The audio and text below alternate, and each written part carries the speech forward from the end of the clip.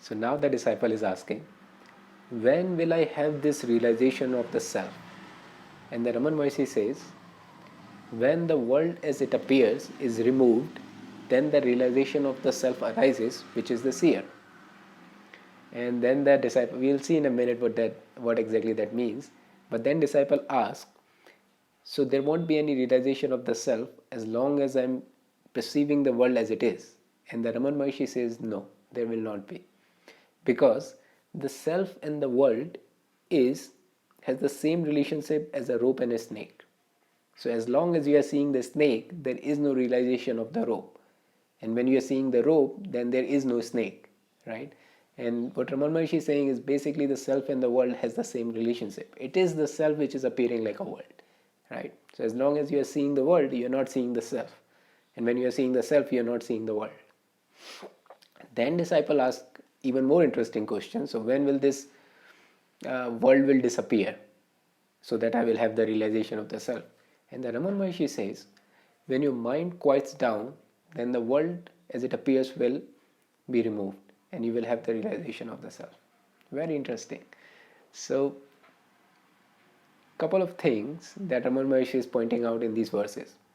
One is this relationship of the world and the self is like a rope and a snake, right? Either you are seeing the self or you are seeing the world. When you are seeing the self, you are not seeing the world. When you are seeing the world, you are not seeing the self. Kind of mutually exclusive, right? And it is nothing, it is not like our experience at all, right? It's not for, I mean, it doesn't even at some level make sense to us, right? What does it mean that world is the self, self is the world, and when you see the self, you don't see the world. When you see the world, you don't see the self. I mean, it is way out of our own experience that it is even hard to comprehend, right? But what we want to do is we want to see the Raman Maharshi's point of view, right? Nobody's asking us to believe anything. We just want to see what Raman Maharshi is seeing. That's all. And the second thing is very practical, that Raman Maharshi is saying that when your mind quiets down, you will have this experience for yourself, right? So basically, if we can make our mind quiet down, we don't need to believe anything. We'll see whatever it is for ourselves, right? So these are the couple of points that Raman Maharshi points out.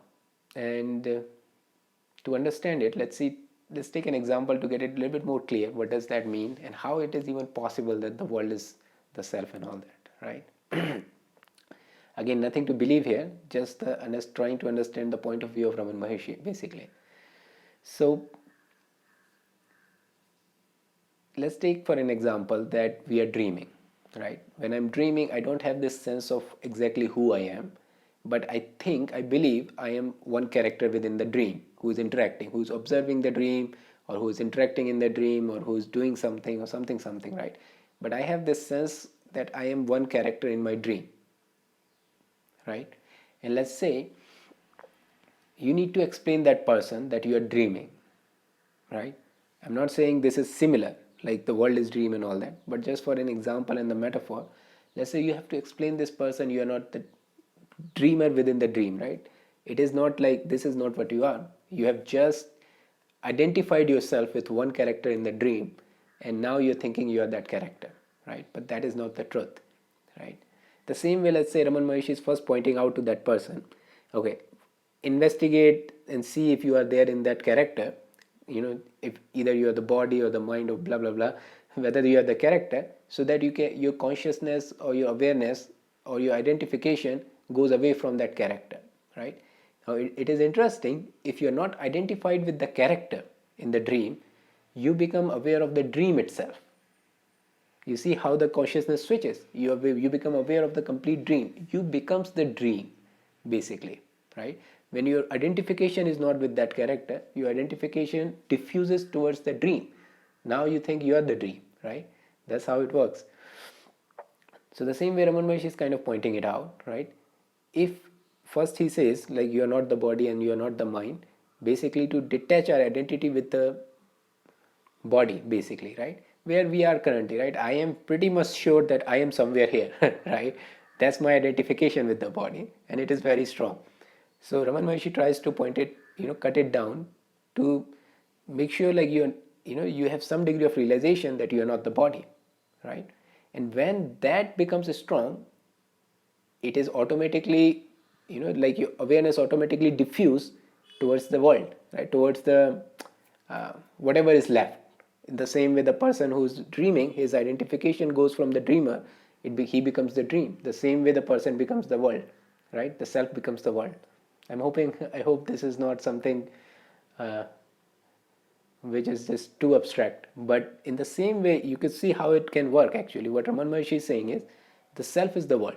The dreamer, the dream is this itself is the what you are, right? In some ways. The self is appearing like a world, right? So the dream is appearing like a, it is some entity, but actually it is just the dreamer in some ways, right? So just for the example, I don't know how clear it was, but uh, it seems like pretty similar kind of example. And this is generally the example which is given in different books, different scriptures also. So in that way, for the understanding, the Raman Maharshi is saying the self is the world and the world is the self being superimposed on each other. So when you're seeing the self, you're not seeing the world. When you're seeing the world, you're missing the self, right? And this only makes sense when our identification is beyond our body, right? If we are very much identified with the body, this doesn't make any sense. The second thing is more important, I say. Like, second thing is what Raman Maharshi is saying is when your mind quiets down, you become aware of these phenomena. And that's how he is talking about these things. He becomes first, his mind is extremely quiet down, so he can see these things, and then he's telling this thing to his disciple, basically, right? So that is more practical. This is something we can do. We can quiet down our mind and see what exactly is going on, right? With some practices, of course, right? So when the mind quiets down, you will see it for sure. When the mind quiets down, then the world disappears, and you will see it for yourself. What is the self? So again, to understand it, it is more like, let's say you're having a strong pain somewhere in your body, right? And you always had that pain. You never had, a moment of relief. You always has this pain. For this person, his entire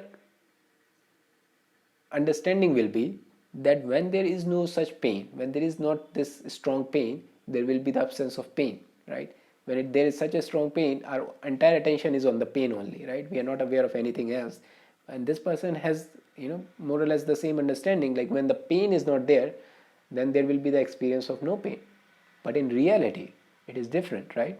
When I'm not having any pain, I become aware of my thoughts and emotion. I'm stressed out, right? I am feeling different emotions. I'm feeling different thoughts. It's in a different realm altogether. That person who is not experiencing the pain, he's not aware of not having the pain in the body. He's become aware of something else altogether, which is thoughts and emotion, a different realm altogether, subjectively speaking. The same way, when you are not aware of thoughts and emotion, when the mind is quiet down, it's not the experience of the lack of thoughts and emotion. You become aware of the consciousness, more like a spatial universal consciousness, right?